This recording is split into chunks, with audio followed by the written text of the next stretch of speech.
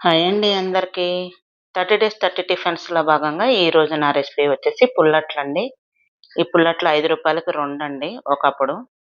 అప్పుడు ఇష్టంగా తినే ఇప్పుడు మన ఇంట్లో ఇష్టంగా చేసేసుకుందామండి.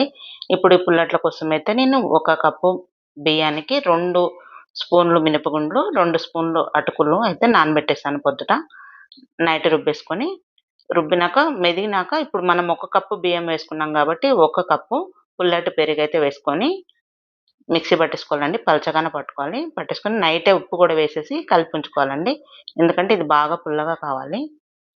ఇప్పుడు పొద్దుటే కలిపేసుకొని ఇప్పుడు అట్టయితే వేసేసుకుందాము. వేసుకొని నూనె గూడా వేసుకోవాలి. ఒకవైపు బాగా కాలనివ్వాలండి. రెండో వైపు కాలాల్సిన అవసరం లేదు. కొంచెం ఒక్కసారి ఇట్లా తిప్పేసి ఎమ్మటే తీసేయడమే. పుల్ల పుల్లగా చాలా బావుంటుందండి. చూసారా ఇట్లా బబుల్స్ ఎట్లొస్తున్నాయో ఇలా రావాలండి దోసకి. వెరీ టేస్టీ టేస్టీ పుల్లట్లండి. దీనికి కాంబినేషన్‌గా అయితే నేను టమాటా పచ్చడైతే చేసుకొని తినేస్తున్నాం మేము. వెరీ టేస్టీ టేస్టీ అండి. ఈ వీడియో మీకు బాగా నచ్చుతుందండి. నచ్చితే లైక్ చేయండి కంపల్సరీ. కామెంట్ చేయండి.